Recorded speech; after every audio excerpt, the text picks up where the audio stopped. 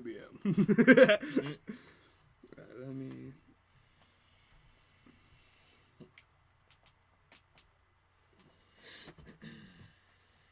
Truth be told, I don't know what my name They is. don't know But I know.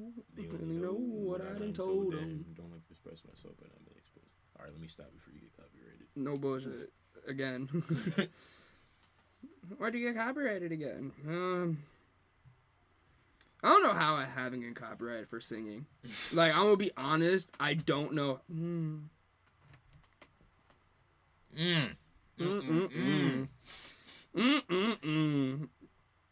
Be testing me, God. No. I'm gonna send Day the live. All right, bet. He's probably like, what is this? Nah, he'll join it though. Oh, he will. He's gonna be entertained. He's not doing nothing but listening to them. Hi, Mom. Alright. He's probably in his head like, what is this link? They don't know what I know. They only know what I done told them. That's it. If only he would have rode his bike. God dang, the look. Like, I can't stop looking. she's feeling peachy. I'm feeling peachy. Alright, my bad, y'all. You were stupid. So I can't go on Instagram before this shit. Alright. Alright, so you guys, we got Washington versus Rutgers this week. Last week lived up to a lot of hype. You're ordering out grinders you want. You can open canned chicken. I don't really want grinders. They make my stomach hurt. Too much bread. Mom, if you're watching this, if you're the viewer, I'll let you know on that response once I'm done with this. We got Washington versus Rutgers tonight. It is Friday, this September 27th, and we got Washington versus Rutgers tonight. We do have Virginia Tech versus Miami, but ain't no one give a crap about that game. Remember what we're doing. Remember our plan? We're cutting up potatoes. Oh, yeah. I forgot. Oh, yeah, I did it. Yeah. Okay. We're good. All right. My bad. We're just figuring out dinner real quick. My bad. It's a blackout in Rutgers. Rutgers is wearing their blackout uniforms, and the crowd is going to be blacked out. Yes, sir. So, and Rutgers is coming off a huge victory against Virginia Tech, who's also playing tonight, but they're playing a big top 10 team in the country, Miami. We're not talking about that game. We're talking about this Washington versus Rutgers game. Rutgers is a 2.5-point favorite. The over-under is 44.5. And this is going to be an old-school Big Ten game. If you like old-school Big Ten games, this is your game to watch. Can Washington stop this Rutgers ground attack? Can they? Because they got Kyle Monat. How do you say his last name? It's a weird one, but he's a top 3 back in the country. He's very hard to stop in the open field, and if you don't tackle him, it's a house call. If I wish, also do that. Yeah, as I say, I don't feel like I'm in the frame. Sorry about that, guys. Yeah, all right, there we go. That's way better. Yeah. Appreciate it. It's good when you don't have the screen recording, so that you can see stuff. But yeah, Washington does got a decent team, but they're not that same team of last year. No, not even close. I think Washington has a good team. They'll go a good 8-4. They'll make a decent ball game, but they're playing against the Big Ten. It's their first big challenge, their first road trip in the Big Ten. They're going across the state. They went across the country. They're in Washington, Seattle, Washington, and now they got to go to New Brunswick or Pensacola, New York or something. Yeah, in New Jersey. They got in New Brunswick, New Jersey. Yep. They got to go there. That's a far flight. That's at least a good 10-hour flight minimum. Or they might take the bus, so that's a long. How bus the hell drive. would they take the bus, twin? From Washington? They would Washington, not DC. Seattle. Yeah, you're right. But Washington allows 106.3 rushing yards per game. That's not good. Especially against a team that's a rushing team. This team, I feel like Rutgers may run all over them, but we can't count out Washington. They do got Will Rogers, Mississippi State transfer, who has been. He hasn't had a bad season. He's got no interceptions, 1,000 yards already this season, 75.7 completion rating. I mean, he's doing what he has to do. He's doing what he has to do to win the games. Their only loss is against Washington State, who is number 26th in the nation. If you wonder why I said 26th, there ain't no 26th ranking. But they are 1 point away from being tied with Boise State, who they also play this week. They are 1 point away from being in the top 25. Yep. So, I think that this Rutgers game is going to be an old-fashioned Big Ten game. It's going to be ground and pound. Your defense is going to have to make big plays, forced. It's just going to be one of those games where it'll be fun to watch. Sometimes it may be boring, but I'd watch it if I was you guys. I think it would be good. I think it would be a good game to watch tonight. Definitely a game to watch. Along with Miami and Virginia Tech. Yeah, I think I don't have Miami Virginia Tech because that one was one of those ones where a possible blowout. Miami could run away with that easily. It matters which Virginia Tech shows up. Because this year, I'm not gonna lie to you, no Virginia Tech team that we expected, that team that we are all hyping up in the beginning of the year, isn't good. I don't know what happened with them, but I think that this is gonna be a thrilling offensive highlight game. Like, there's going to be highlights in there on offense that are going to be thrilling, but I think the defense is going to be the difference maker in this Washington-Rutgers game. I agree. And I'll make my predictions at the end of the live. If you guys are new here, we do that. We talk about the games, preview them, and then at the end of the live, I give you my predictions. Next game we got on the slate is number 20. We have a top 10. What the fuck? We got a top 10. Switch. Yeah. We got a top 10, or top 25 game, I meant to say. Oklahoma State and Kansas State, both coming off of terrible losses, if I'm going to be completely honest. I don't care if Oklahoma State came back in the fourth and made it look better. Utah dominated them without Cam Rising. No, literally. It was Mika Bernard. They don't have no the run defense. And Ollie Gordon, he's too busy out there catching STDs and not running. Averaging 2.8 yards per run now. Are you kidding? You were the number one back coming into this damn season. And now you're just not producing. Now you're not even top 25. Nope. Not even top 50 in the nation. You may not even get drafted this year because of how bad you're playing. No, he'll get drafted, but seventh round. He's definitely declining from last year. Especially if he doesn't pick it up soon. You won the running back. You won the award for the best running back in the country last year. And now he's disappointing. He's what the biggest. What is his yards at? Is he over 500 yards yet? I stopped writing his shit. Oh. Like, it's one of those ones. I stopped. It got that bad where his game's gonna rely on Alan Bowman. If he performs how he did when he came back into the game, because mind you guys, he got benched in that Utah game. Then he came back in the fourth quarter. He's been in college for 7 years. Yeah, that too. He could have a kid by now. Isn't he married? He's like 25. Yeah, right? he's 27. Or he's 25, but he's in his 7th year. Yeah, that's ridiculous. That's insane. Like, go get a job. Like, come on. Kansas State is a 5.5-point favorite in this game. That's a big favorite. That's a lot of points especially being the lower ranked team. Do I think that Kansas State has a better offense than Oklahoma State? Yeah, I do. Yeah, I would. From what I've seen, if Ollie was performing the way that we all thought Ollie can perform, what he performed last year, yes, Oklahoma State has the better offense. They have the receiving core. They have Presley and Stripling, I think it's Stripling. Yeah, those two, Stripling and Presley, they're a good duo. They complement Ollie Gordon beautifully, but it won't complement nothing when you can't get Ollie Gordon going. Exactly. So that's why I say I think Kansas State has a higher chance to win this game. Yes, they're coming off a very embarrassing performance, and I want to see how Avery Johnson and this young Kansas State team bounces back from that. From a loss, yeah. Because I know how Oklahoma State's going to bounce back. We all know they're going to come out firing. They're going to come out shooting. They're going to come out throwing it deep, trying to get big plays, trying to get their offense going. That's Oklahoma State's style of football. We all know that they are a running gun sling team. They don't care. They like throwing it, and they'll run it here and there. That's why Ollie Gordon is a surprise to Oklahoma State. Yes, they had Barry Sanders and all that, but the last 10 years, they've been a throwing team. They'll pass the ball before they run it. And I think they're going back to their roots. They're going back to the pass-first option because Ollie Gordon can't be what he was. I hate saying that because Ollie Gordon had so much potential, and I feel like everyone found his thing. Or did he get too lazy? That is the question, but we can't know because he hasn't been the same since he got busted for that DUI. And the STD. It happened the same week. He just has He let the off-field stuff get in the way of his on the field. That's what happened with Ollie Gordon. Right now.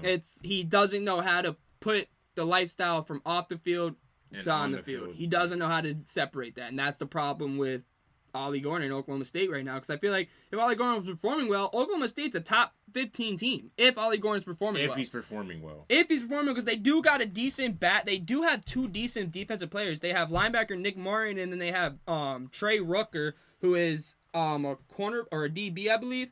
Those are 2 big players right there that performed very well against Utah. I think Rooker had 2 interceptions and 14 tackles last game. 2 interceptions and 14 tackles for Rooker last game. I could be wrong on that, but I believe that is if I remember correctly, yeah.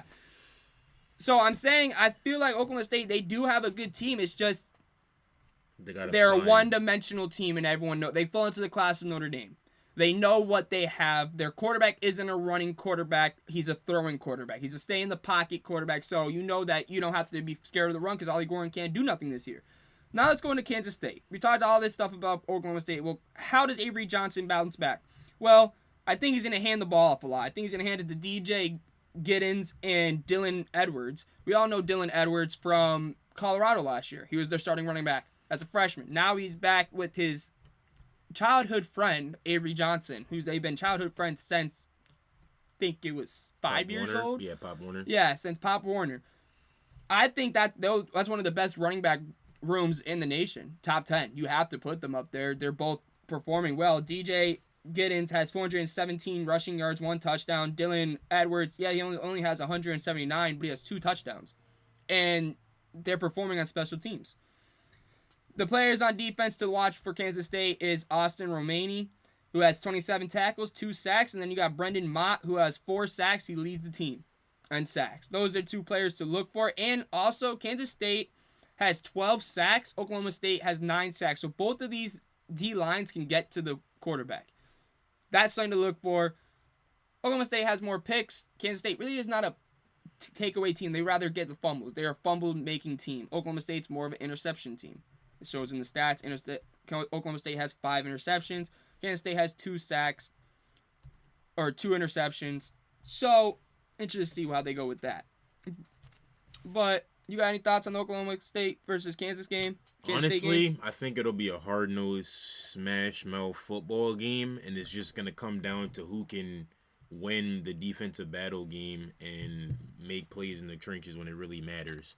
Because they're both 2, like Kev said, they're both 2 highly touted football teams, and I think they're both worthy of being in the top 25. Both teams are coming off significant losses, and I want to see how Ollie Gordon and Bowman and them come together to come on the road and try to knock off Kansas State in a hostile environment, and I want to see how Kansas State comes back and bounces back from that loss to BYU because they got killed last week. It just didn't look good at all. No. So I think this is really a game to watch, and a lot of people probably aren't talking about it, but it'll definitely live up to the hype, I believe, in my opinion. Kansas State didn't even lose on offense last week. They lost on 31 unanswered points in a 6-minute span. 6.5-minute span between second and third quarter. BYU scored 31 unanswered points. They got out and everything. Yep. They got shown up. Now we go to our next game, which this is going to be a fun one for you guys because I'm a Notre Dame fan, and I'm going to be straight up freaking honest with y'all, okay? This is going to be funny. Notre Dame may fucking lose this, okay? Sorry, all the kids watching this, if you're watching this. Notre Dame may freaking lose this, okay? And they may not just lose this, they may lose this by 3 touchdowns. If Notre Dame can't get their passing game going... It depends on how Riley plays. If you get a good Riley... Can't even say a good Riley because there's really... He can't throw it more than 10 yards. There's been nothing good about him really. Only running. Exactly. If they stop Riley Leonard from running, this game's done. Yep. If they stop him from running... I'd have to agree with him. But I got to say this. Notre Dame is dealing with a lot of O-line injuries. They have 3 of their starting O-linemen from the beginning of the year are done. Oof. All starters. And now, I mean, we all know Notre Dame always recruits great in O-line. We know that. They always have good O-linemen. But the problem is you're going up against a Louisville that has experience on defense. Yeah. Those offense, you don't want to see your offensive line be fresh. It's shown in games that they struggle. Notre Dame can't come out struggling like they did against Miami, Ohio. They got to come out like they did against Purdue. Strike fast. Yep. Strike fast. And that's how they'll win the game. Control the tempo. If Notre Dame wants to win this game, they got to control the tempo. Louisville ranks 12th in scoring. They averaged 47.3 points per game. Their only challenge was Georgia Tech. I got to say that. They put up 31 against them. Louisville's O-line can hold up, and if Louisville's O-line can hold up and give enough time in the pocket, he's shown that he can pick off opposing defenses. Louisville is 28th in run defense. Do this. Send a code again. If it works, shit. I didn't want to swipe down in the whole chat. All right, but I don't know why he keeps doing this crap. But Notre Dame, their run defense is they held that Georgia Tech rushing offense, which is one of the best in the nation. We all know they're one of the best in the nation. They got Jamal Haynes and they got their quarterback King, are both really good runners. We know that, and they held them to less than 100 yards on the ground. So Louisville can stop the run. So can they make Notre Dame pass it? Is the question. Can Notre Dame be forced into a passing game? That's the tricky part. If Louisville actually makes Notre Dame pass, it comes down to the aspect of will Riley Leonard produce the way he's supposed to get over that hump and make sure that Louisville doesn't limit them on offense to what they have potential of possibly being a top 25 team. Yeah. I mean, Notre Dame's defense, we got to give them credit, though. That's why I'm not really concerned about the Eighth defense. in interceptions, which they have 6. Offense 10th is my issue with in them. scoring, which they're allowing their opponents to score 9.8 points per game. They're 16th in total yards allowed with 256.2. Notre Dame's defense is what's winning them this game. It's sad when Notre Dame has potential in offense. They have these great young stars. Love. They have Price. They have Greathouse, the wide receiver. They have weapons on offense. But yes. it's Riley Leonard can't use his pieces because the only thing he can do is fucking run. If he could do something else, then I would say Notre Dame's a top 5 team in the country. They are. I'd have Their to agree. defense is amazing, and I'm not saying that because I'm a Notre Dame fan. I'm saying honest with you guys. Notre Dame has the talent to be a top 5 team in the country. But with quarterback Riley Leonard being so one-dimensional, as a team, I'm going to know what I'm going to do. I'm stacking the box. I'm making him run. I'm having a QB spy no matter what. Because the only thing he can do is run. He can't throw it 20 yards. We know that. Pass. Yep, I'm dropping in coverage and being like, hey, you want to beat me? You're going to beat me with the pass. Beat me over the middle. Yep. Beat me over the top. You're not beating me with your legs. Because you're not going to. That's what I'm saying. I'm stack that box. Put pressure on him, especially because they're Notre Dame's O-line. No, they're struggling. Yeah, you got a lot of injuries on that line. But the thing that I got to say, though, with Louisville is from what I saw last week against Georgia Tech, they don't have a run game like that from what everyone expected. They do have 3 running backs that are good, but their run game wasn't going. It was their passing game with Ja'Cory Brooks, the Alabama transfer. It was him. He was doing what he had to do. Do I think that that Louisville is a top 25 team in the country? Yeah, I think they're top 25.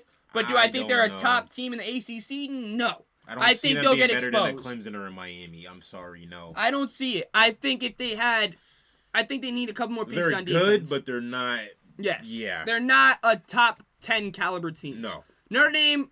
They'll make a bowl game, obviously. If we go by numbers and we go all this stuff, Notre Dame should win. But from what we've seen from Notre Dame so far this year, Notre Dame may lose this game. Yeah. And yes, Louisville, yes, Georgia Tech, they beat Georgia Tech. But if we're going to be completely honest with you,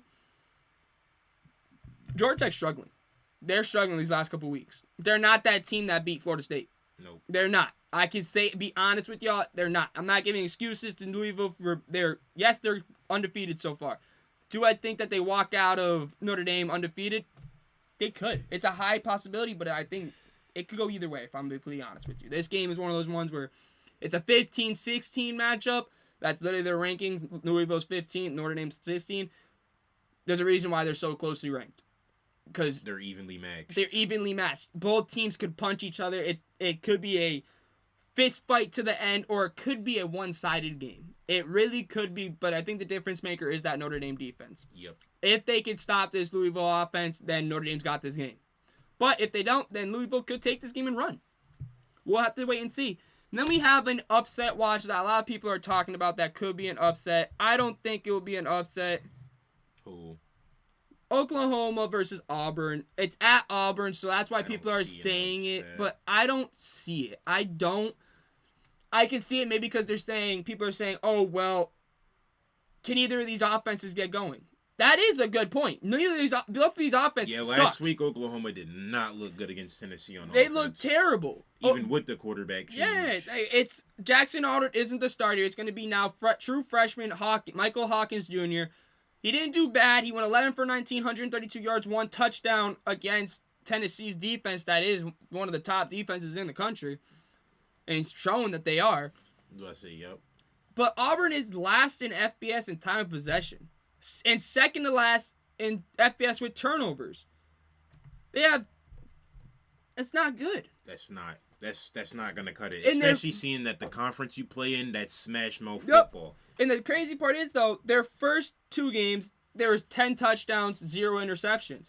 Then their last two games that they lost, there have been 3 touchdowns for Auburn and 8 interceptions. That is insane. Their first 2 games, they're throwing 10 touchdowns and they have no interceptions. And now their last 2 games that they lost, they're 8 interceptions with 3 touchdowns. What? Like, come on. What's going on? Like, oh, Auburn, what happened? Or is it because you're playing real teams now? Do I think that Oklahoma's offense will dominate, or Oklahoma's defense will dominate Auburn? I think so. But do I think that Auburn's defense will give Oklahoma a run? Yes. I think it's a defensive matchup. I think if you pick the over on this, it's no different than the Oklahoma State versus Kansas State. It's going to be a very low-scoring game, in my opinion, because unless one of these offenses find themselves. If one of these offenses finding themselves this week, because they do have a running quarterback.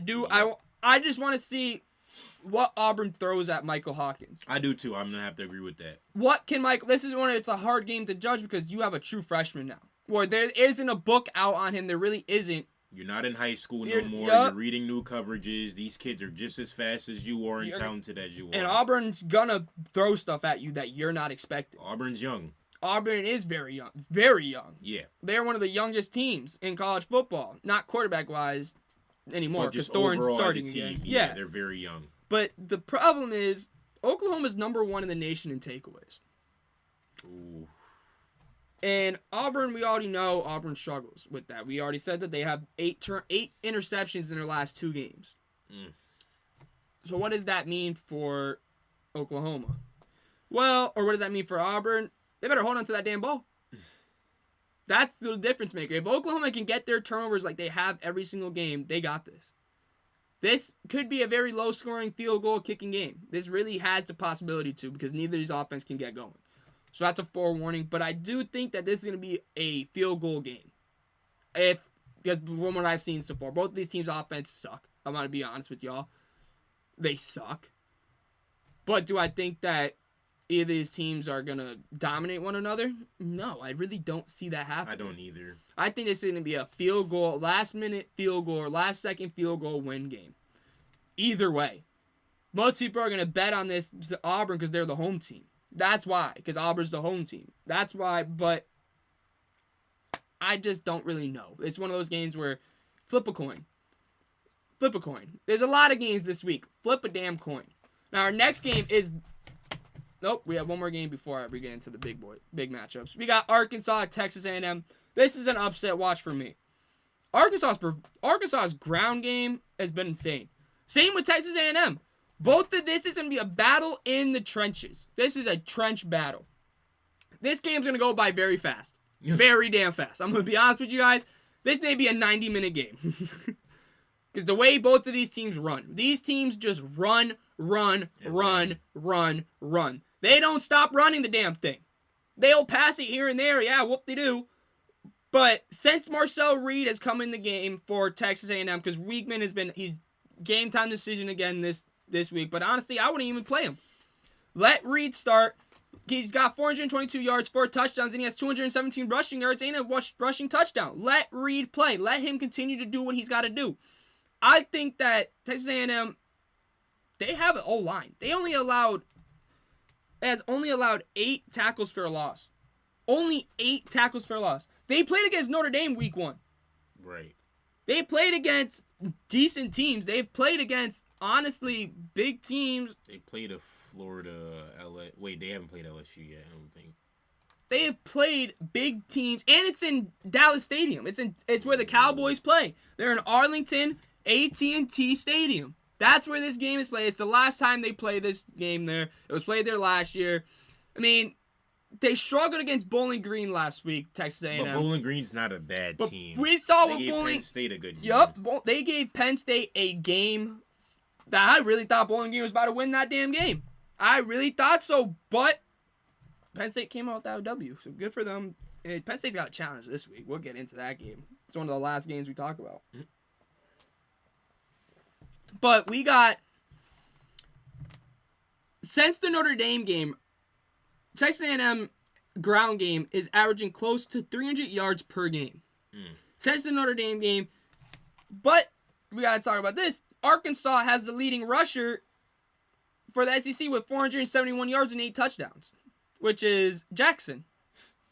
So that makes you look at it as like, okay, both these teams are rushing very well. But the problem with Texas A&M, it's not just one running back. They have multiple. They have multiple running backs. They have Le'Veon Moss, who has 354 yards and 3 touchdowns. And they have Mario Daniels, who has 197 yards and 2 touchdowns. And then they have E.J. Smith, who is Emmitt Smith's son, who was at Stanford and was a 1,000-yard rusher at Stanford. They have a deep running back room. It's just the fact of, can they get their passing game going a little bit? Because that whoever gets their passing game going a little bit in this game, I think will be the difference maker. I'd have to Because agree. both teams are going to be going for that run. Going for the run. But it matters if they can stop it. I mean, Texas A&M does have 2 decent, excuse me. They have, Texas A&M has Ratcliffe as their DB to watch for. Jesus. And then you got Arkansas's is TJ Metcalf, who has 3 interceptions. That's those two. Those are 2 defensive players to look for in the game. Both DBs. And look for Arkansas's Taylon Green. He's a Boise State transfer. Yeah. I got to see him a little bit more. He has had shines and stuff like that. He had him at Boise State. But if Arkansas win over Auburn last week. I mean, if Arkansas beats Texas A&M, they're a top 25 team now. Yeah. They're a team that everyone wasn't talking about in the SEC. I'm not saying they're going to win the SEC. Oh, hell no. But they could cause some disturbance. They could cause some disturbance in there where if Texas A&M loses this, they're done now. They're out.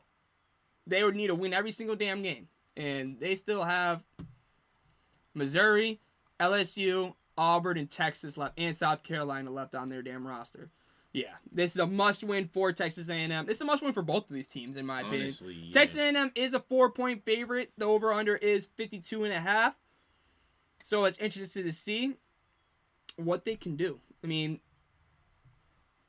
Texas A&M does have a solid pass protection, bashing away for 254 yards per game. I mean, it's not terrible, but I think that Arkansas could show up here. Like, Arkansas really could do this. Yeah, they could. I really think that Arkansas has a good shot. Like, people aren't giving this as much. They're giving more of that BYU Baylor game more attention and the Auburn Oklahoma game, when I think this game needs to be talked about more. I feel like this game Is this at 3:30 or 12 o'clock? I believe it's a 3:30 game. Oh, okay. 3:30, yep. Yep. It's on ESPN, 3:30. Now, you guys. I gotta change this fucking shirt. Oh shit. I didn't put Bama versus Auburn or Bama versus Georgia as a fucking thing. Shit! Alright. Well, y'all, we're gonna talk about something that, because I don't have the damn image because I'm dumb and forgot to put it up in the damn slideshow. And I'm not doing it now. We got Georgia versus Bama this week. Georgia versus Bama. We could have done this to end the show, but we have 2 more after this. Yeah, 2 more. I don't know. I'm going to be honest with you guys. I've studied. I've done all my work. I have a whole page full of stuff to talk about.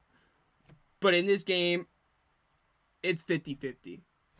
Either team can win this. Georgia could win this or Bama could win this. There is no true answer to who will win this. It's going to live up to the hype. Do I think that Alabama's going to have explosive plays? Oh, hell yeah. Do I think that Georgia is going to work that clock down, be annoying as hell? Yes, I do. I think that both of these teams are going to play their football against each other, and I think it's going to be a classic. I really do. I think that this is going to be a battle until the end. Both teams are going to be throwing haymakers. Both teams are going to be punching each other in the face. But at the end of the day, both these teams are a national championship committee or national championship team, caliber team. They both are. And to play in week 5 this damn early is insane. It is. A Bama versus Georgia matchup in the first 5 weeks. Because schedules don't get any easier from here. Nope. And this is, in my opinion, both teams' first challenge. Yeah. Yes. Oh, people can say, oh, well, Georgia challenged against Kentucky. Kentucky should have never been in that damn game. Nope. Like, this is the first game that you could say, whoever wins this, okay, they get number one. They get number one. It don't matter. Yes, Texas, you're performing well. But whoever wins this gets number one no matter what. Until Texas, you beat Georgia or you beat Bama. Till Texas beats one of them, they ain't number one again. Yeah, no, I'd have to agree with it. Because how do you say Georgia beating Bama is not number one, or Bama beating Georgia, they are not number one? We all know Bama, but the thing is what Bama is going to be trying to do. Bama will keep running it, even if it's not working. They're going to try to wear down this Georgia defense. They're going to try to lull them to sleep and then catch them on a quick pass. That's Bama's offense, where they're known for that. They like to lull defenses to sleep. And not going to lie to you, it's built just like Georgia. Georgia loves tearing down defenses slowly with the run game, methodically. Both these teams love doing that. And I'm interested to see how both teams handle each other. How does new coach at Alabama handle this? How does he handle this? Is a crowd that, yes, it's a home crowd, but it's going to be the loudest crowd he's ever heard in his life. Louder than the national championship game. Yeah, you're in the biggest game of the year. Arguably could be the game of the damn year. Can he handle it? Can he handle it as a coach? He's never been in this position. He hasn't. Yes. Oh, people that, well, you went to Washington. Okay, Washington, Oregon, Washington State. That doesn't do nothing against Georgia versus Bama. This is the best two programs in the SEC. Fuck Texas. We got to put Georgia, like we all know this year in and year out, Georgia and Bama are your top two teams in the last 10 years except for LSU. LSU had that 1 year. I mean, you can't really say fuck Texas, but... No, I'm saying in this game, like for SEC, though, we all know this is the biggest game in SEC. Yeah. Like, I'd have to year in and year out, you circle this matchup and this happens. Yep. Like, right. Yes, we have Texas in there now, so we got to count Texas, but in my opinion, Georgia and Bama are the top two teams in the country. Then you go to Ohio State, then it goes Texas. That's my opinion. I know people won't agree with that. Texas, yeah, it's good to do number one now. But I want to see Texas versus Georgia. I want to see Texas versus Bama. Put the best teams against each other before the playoffs and see how they go. I mean, so far Texas does have bragging rights from last year, but that's last year. Season. Now it's like, can Georgia do it from what they performed in their last game? That's going to be a tough task. Because the way they played against Kentucky, I'm not impressed. I'm not either. I mean, Bama really hasn't had any flaws against any teams this year. They haven't. Only thing is, though, you have to worry about is Milroe. Yeah. Milroe is the player to look for on Alabama. And the freshman receiver. Ryan Williams, I mean, yes. Yep. But we all know it revolves around Milroe. You stop Milroe, you win the game. Yep. He's their rusher. He'll get the run game going for them. He'll scramble. He already has 6 rushing touchdowns. I mean, he's not doing the best from the air. He only has 595 yards. Passing? Oh, wow. Beck isn't doing much better, who has 680, who has no interceptions. So can Bama force him to throw an interception? There's so many questions that go on. Somebody's leaving tomorrow with a turnover, whether it's Milroe or Beck. With this game, they're so even. Like, that's the best. They're so evenly matched that it's scary to look at, and it's hard as someone that's trying to like pick a team to win. You can't in this game. If I'm gonna be completely honest with you guys, you can't pick a winner in this game. It's just one of those ones where flip a coin. Whoever it lands on, you pick.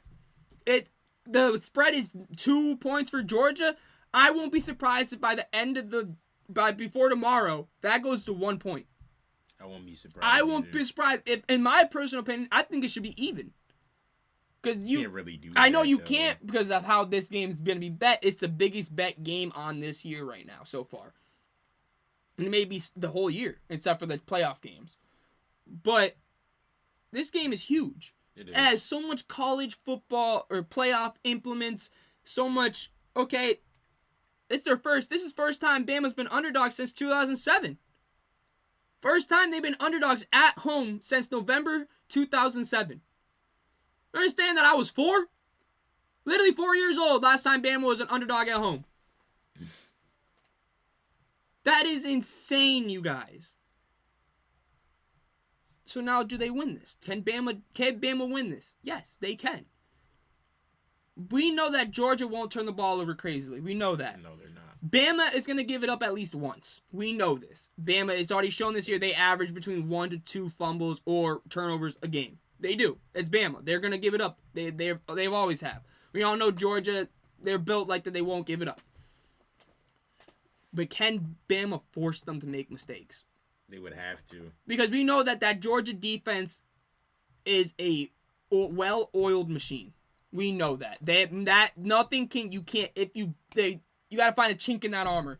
Bama finds that chink in the armor on Georgia defense, they have it.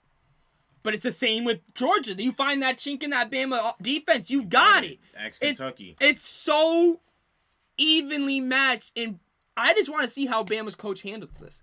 This is his first major challenge. Yep, screw the players on the field. No, don't screw the players on the field. Like, respect them. But you guys know where I'm coming. Like, it matters how the coaching. Will he be outcoached? Will he be outcoached? Or will he actually surprise a lot of people? As I say, like, it's one of those ones where it comes down to coaching. If I'm going to be completely honest, it comes down to game planning and coaching in this game. It doesn't matter about play on the field. It does. At the end of the day, it does. But it comes down to game planning. Who scouted better? Who knows the other team better? It really comes to that. Because it's so damn evenly matched. And I hate this matchup. I love this matchup, but I hate this matchup as someone that's reporting on it and doing all this stuff, work on it. It's a crappy matchup because it's so even. It's so evenly matched. It's not even funny. You can't pick a winner. You really can't. It's just one of those games where you just want to grab your popcorn and turn it up, put it on your TV, and sit back and watch the theater. It's going to be cinema. It's going to be absolute, that meme that you see where the old dude with the bucket, and he goes, cinema! That's what this is going to be. That's what this damn game is going to be. Now, you got any opinions on this game? Because it's the biggest game of the damn year. Nah, you pretty much summed it up. It is going to be a very intense and back and forth game, but whoever can win and make stops to make sure that it's not a shootout, because I can definitely see this game being a shootout if the defenses are not really playing the way they need to, but it's Alabama and Georgia, so I can see it being a very defensive game, and it may be high scoring, but whoever gets those turnovers and stops the other team more than the other should come out victorious, in my honest opinion. Yeah, if you're a bettor in this game, don't bet on this game. Yeah, I wouldn't. If you are betting, you're getting into betting, don't bet on this game. Because it's either team's game. The spread's 2 for Georgia. The over-under's 48.5. I don't know what you would do.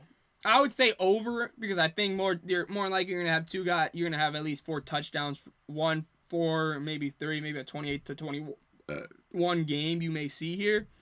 But I think this is I don't know, you guys, okay? I can't. Now we have, oh crap, wrong thing to press. Shit. Down. We got Illinois versus, I'll put it right there. Illinois versus Penn State. Number 19, Illinois is coming off a crazy victory over Nebraska. One of the best games of the year so far. Can they beat Penn State? Penn State's an 18-point favorite. Oof. 18-point favorite, you guys. Do I think Illinois has a chance of doing it? Oh, hell yeah. I think Illinois always has a chance. But it's at Penn State, and it's a Penn State whiteout. We all know Penn State whiteouts, they don't lose those unless it's against Michigan or Ohio State. That's the only time they will lose those damn things. Do I think... Kind of looks like Illinois is the home team to win. I know Illinois isn't the home team. It was the only image that I could find that is. I try to get those pictures like that, and it's the only one they had. So I went with it. Penn State's the home team. Switch what that image is. Sometimes I know the images may show something different. I apologize. It's the only image that I can find because right now my software that I do for my own edits is down. I don't have it right now. And when I get it back, y'all will know because y'all will see the edits and they'll be so much damn better than what's going on the screen. So just be patient with those, you guys. But the difference maker is going to be Luke Altmaier, the quarterback for Illinois. He's the difference maker. He will win this game for Illinois just like he did against Nebraska. He was the difference maker.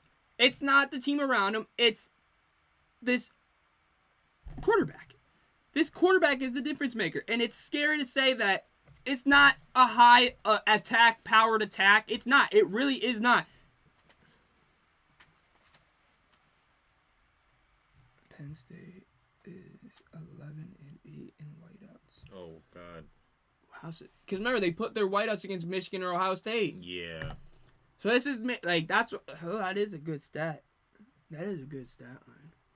I didn't even pull that. I didn't even have that one pulled. That's a stat I didn't even have. So this is a real basic game. It really comes down to being very basic, you guys. Okay? It comes down to don't turn the damn ball over, force a lot of turnovers, generate the pass rush, and come up with the big plays on both sides of the ball. That goes for Illinois and Penn State.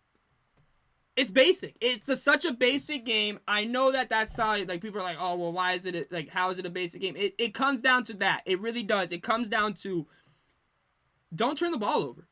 Whatever team doesn't turn the ball over less is going to win this game. It really comes down to that. And I'm really interested to see how this Penn State offense goes.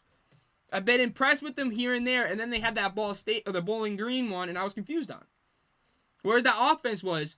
Where was Drew Aller? Drew Aller is averaging 6.8 per throw, or is averaging 6.8 per throw last year.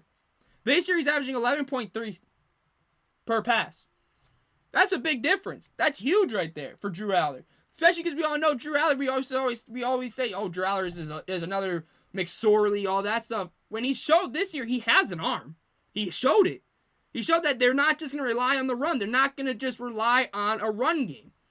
They can pass it. They can make these big plays in the passing game, and I just want to see if they can still do it. Will Illinois have an answer for Drew Aller? Not Singleton, not their running backs, Aller. He will be their difference maker in this game, Penn State. It comes down to the quarterbacks in this game, in my opinion. And I hate saying that because I hate how everything revolves around quarterbacks nowadays. But this game really does come down to that. How will Altmaier handle the crowd? How he already handled Nebraska's. Right. I mean, Nebraska, we're not saying Nebraska is one of the best crowds in the world, but they're loud. They are, especially the way Nebraska's been playing this year. They are a loud crowd, a rambunctious crowd. But this Penn State crowd is one of the best in the world. That is one of the best. It's a whiteout too. Yes, they struggle in the whiteouts. They're 11-8 in whiteouts, but we all know that in their whiteouts they play against big teams. They always play against a Michigan and a Ohio State or a team that's just a buzzsaw that year in the Big Ten. This year is Illinois a buzzsaw. Can they, if they beat them, does that push Illinois into the top 10? Yeah, it would have to. I think they would be number 10. They got 2 significant top 25 wins in back-to-back weeks. And one's against Penn State, who they're saying could fight Ohio State for the Big Ten Championship. The Big Ten Championship, yeah. So, can they do it? We all know that Penn State does have a deep running back room. We know that. That opens up the passing game for Aller. Yep. It will be a fight for all 60 minutes. Every single minute, every single second, it will be a fight for both of these teams. Pat Bryant is Altmaier's favorite receiver. He's got 20 receptions, 309 yards, 6 touchdowns. So look to see how they handle him. And look to see, we always know Penn State got good DBs. Their DB this year to look for is Jalen Reed. He's probably going to be, right now, he's like a 7th round talent. Not the top, you know what I mean? He'll get drafted late rounds. But he has a knack for meeting the runners in the gaps, in the trenches. He's a big downfield runner. And I got to say, Jalen Reed is someone to look for on that. He's a DB. He plays cornerback and safety. For Illinois? Yeah. Yeah. I think Tyler Warren is the tight end for Penn State. We always know Penn State got good defense or good tight ends all the time. They're another one to look for. But I think this would be a defensive matchup. Another Big Ten defensive matchup. Both defenses are top 10 and points allowed. Illinois is 11th and Penn State is 19th. But Illinois has forced 10 turnovers.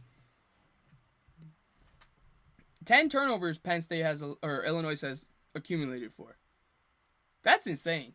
That is. Especially the teams that Illinois has played. They played Kansas and they played Nebraska so far. Yes, Kansas isn't all that good, but they are still a group of 5 and they still have a lot of talent on that damn roster. So now, the question is too, who has Penn State played? Nobody really. West Virginia? 34-12 game? Okay. I just think that this is their first challenge. It is. There's a lot of teams, and honestly, this is a lot of teams full of first challenges. It is. It's a lot of teams.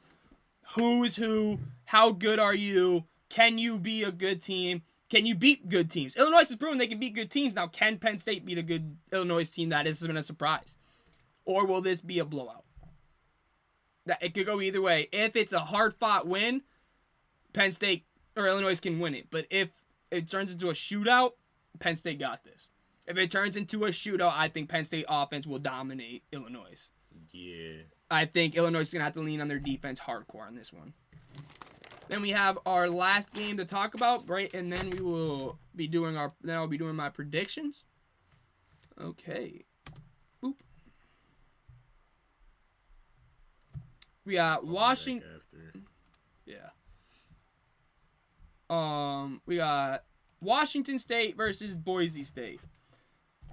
And I don't know what to do.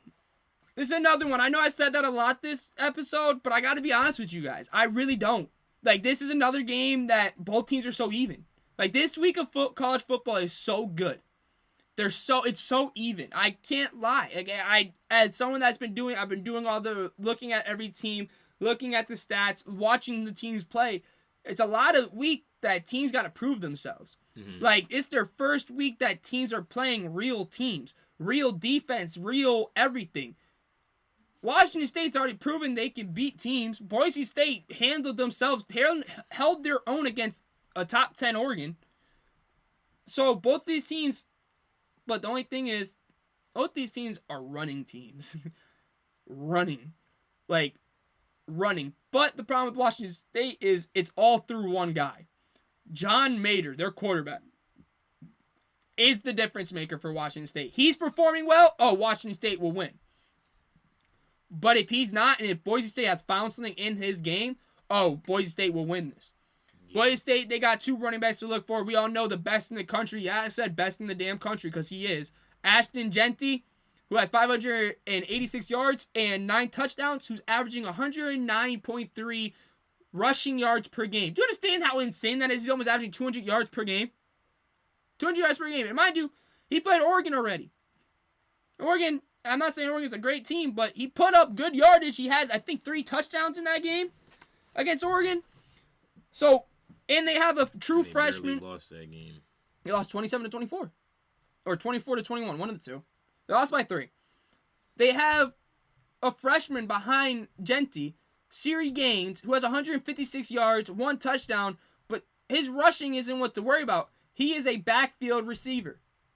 He can come out of the backfield, and they like to use little screen plays. He has 44 reception yards and 1 receiving touchdown.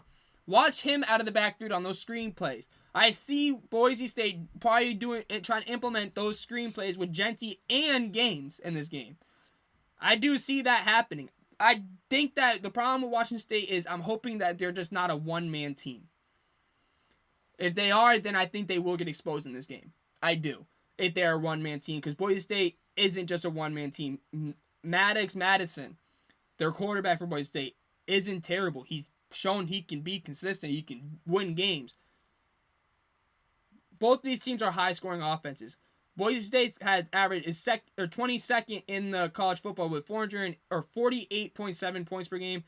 Wazoo's 8th in the country. That don't make sense. These damn stat lines, like I'm gonna be say this. they're so confusing because like they'll tell you a stat and then it's wrong. Right. Like, I think they're 18th or 28th with 46.3. That's Wazoo. Sorry, my notes. Blame ESPN. Okay, that's who I got my notes from. But Wazoo is 22nd in both rushing and passing yards per game. 22nd. Boise State does have the 3rd overall rushing attack in the nation, though. We all know that their rushing game is the difference maker, and I think that will be the difference maker. What can Genty put up yards? How much yards will Genty put up? Will it be more than 5 or 50 or 100 or 200? How many touchdowns will he have? Will he have 1? Will he have 2? Will he have 3? Can Washington State defense shut down that Boise State running game? Can Boise State shut down John Mater, who has had a crazy year?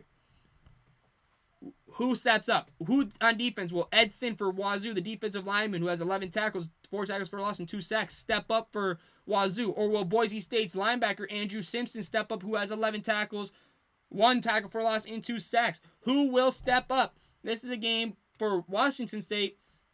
Someone else has to step up except for John Mater. Who will that person be? I don't know, you guys. I can't tell you who that person will be. It just can't be all in the hands of John Mater, the quarterback for Wazoo. If it is, Boise State will win this game by at least a comfortable 2 touchdowns. And also, this is going to be called the Snake River rivalry, they're saying. Snake River. That's a badass rivalry name. The Snake River rivalry game. Snake River. Yeah, that's fire. I fuck with that. But Wazoo, someone on that offense else has to stand up, except for Mater. That's what this game will come down to. Boise State is an 8-point favorite. The over-under is 63.5, and if I'm being completely honest with you, go with the overs.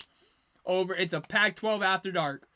And if you watch college football and you're not a casual, you know damn well what that means. Pac-12 after dark is going to be a shootout, and this is going to be a shootout. Don't expect a lot of defense in this game. Expect a lot of big plays. Expect a lot of big damn plays. Huge plays, if I'm being completely honest. You got any opinion on the Washington State, Boise State game? Nah, not really. Nah. Me personally, I got Boise coming out on top. But, like he said, if Washington State does prove to be that they're a one-man team, it's going to be a long game for them. I could possibly see that turning into a blowout. Yes, it's a Pac-12 battle, but I feel like Boise's the more physical and more talented team on both sides of the ball. And, yeah. But Washington State has the heart. Yeah. That's the difference maker. Washington State has... I'm not saying Boise State doesn't have the heart, but when we've seen from Washington State, they got a big... And it's their quarterback, Mater. That's what I'm saying. It's only him that you hear about. It's like, we need to see other guys step up if we want to see them win. That's the best way. Now we go on to our predictions, you guys. You got a kidney cramp? Kidney cramp? You ever get a sharp pain in your kidney? Or like right back here? In your back? Yeah. I think that's our kidneys. Think so. We're not doctors. Alright, we go into our predictions. Let me take this off because I don't have all the matchups on the thing. I apologize. But our first matchup we got prediction is Washington versus Rutgers. I got Rutgers winning that. I do too. I got Rutgers. I think Rutgers, their run game is just going to beat them overall. I think their run game with Kyle or Managi, that's what I'm going to call him, Managi. I think he's going to be the difference maker. I don't think Washington has anything that can stop that. I got Rutgers winning that one. You got Rutgers? Right. Yeah, I got Rutgers. Then we got Oklahoma State versus Kansas State. I think that this is going to be, like we said earlier, it's going to be a coin flip. It's going to be right down the middle. But I do think that Kansas State will come out on top on this just because I have a lot of doubts. Too many more doubts than I would have in the Kansas State offense than I do in the Oklahoma State offense. There's too many players in the Oklahoma State offense that haven't shown me what their potential is this year. I'm going to have to agree. I'm going to go with Kansas State. Probably won't be like that for long, but... No. Unless Oklahoma State, maybe they find something. Maybe Ollie Gordon goes out there and has an Ollie Gordon freaking game. We don't know, but from what I've seen so far, hell no. Oklahoma State has a lot of fix. So doesn't Kansas State. I'm not gonna lie. That's why I think it's gonna be a good game. It's a battle. Whoever fixed their shit in this last week. Then we got a Big Ten matchup that is surprisingly could be very good. We have Maryland versus Indiana. I'm going Indiana. Indiana. I got Indiana too. I think Indiana is going to be a good team in the future. I think their coach, I believe he's from James Madison. I could be wrong. I know y'all will tell me in the comments or the chat later. But I think he's a great coach, and I think he's going to have a hell of a damn future. I think that could agree. Indiana's 4-0 right now. They could leave that game 5-0. That's insane. Then we have... I'm going USF. I'll skip that one. That one I didn't talk about. At least that's a Big Ten. Then we have... Can't hear it. Said he can't hear. Hello! Oh, damn. Can you hear me now? Let me know if y'all can hear me in the chat.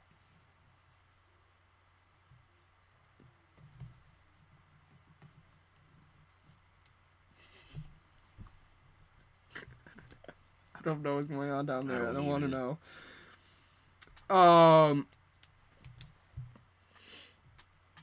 We got Louisville versus Notre Dame. I'm going to go with Notre Dame just because I am a homer. But I think that if Notre Dame, they fall into that same category as Washington State. They are one-dimensional. I'm going Louisville.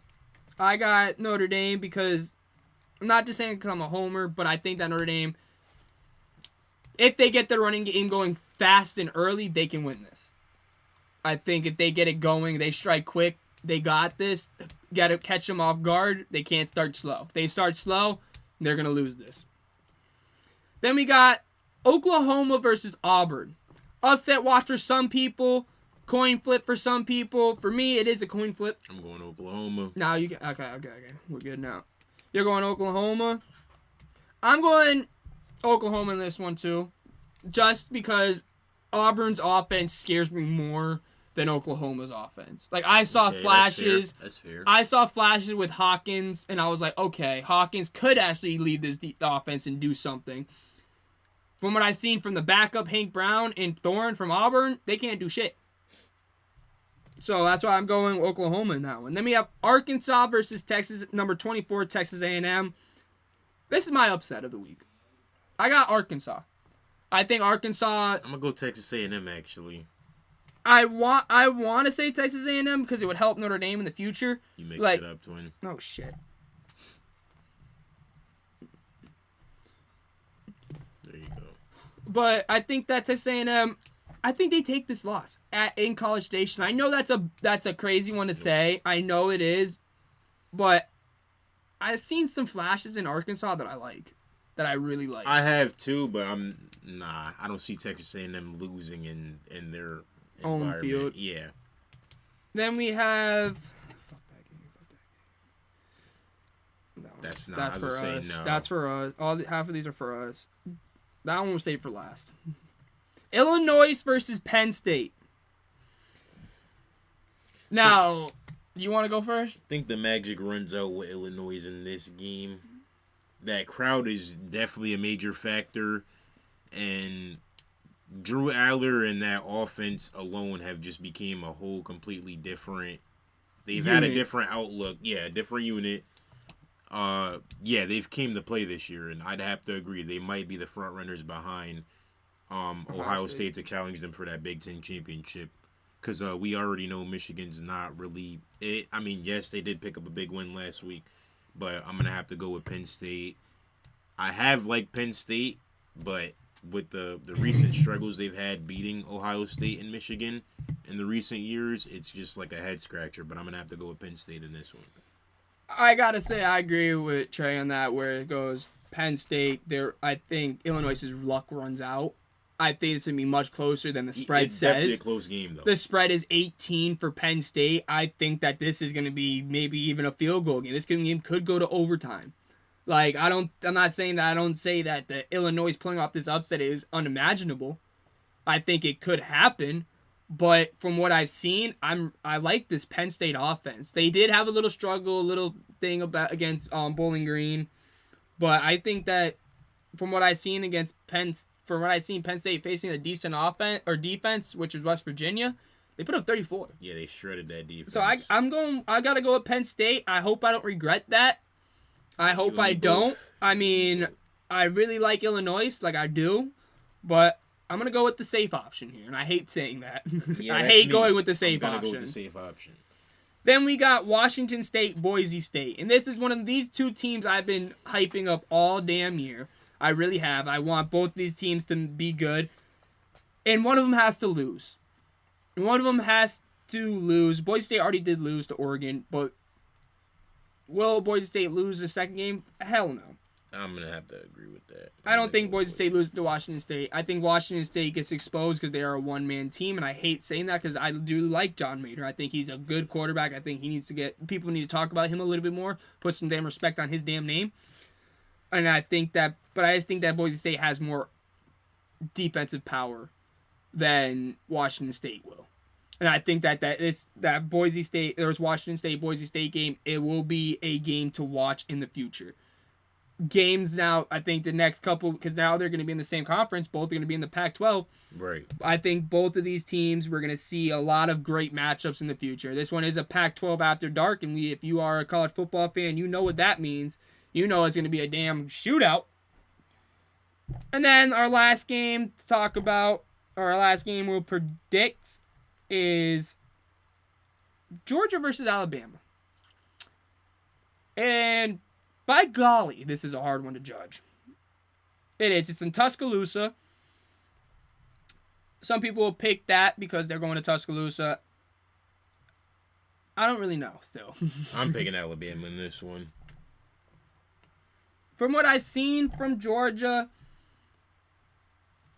I think that Kirby Smart these teams. We know that Georgia and Bama are going to meet each other again, no matter what. We know this. We know it's either going to be in the playoff or they're going to be in the SEC championship. One of the two, we're going to see them play again. So who takes the first matchup? Who gets first blood of this year in the game? Who gets it? I really think that Georgia gets this one. I don't. I think Georgia takes this one. For some reason, something's telling me Georgia. I do think that this is going to be a great game. Oh, I think this is going to be a crazy-ass game. This is going to be one of the best games of the damn year.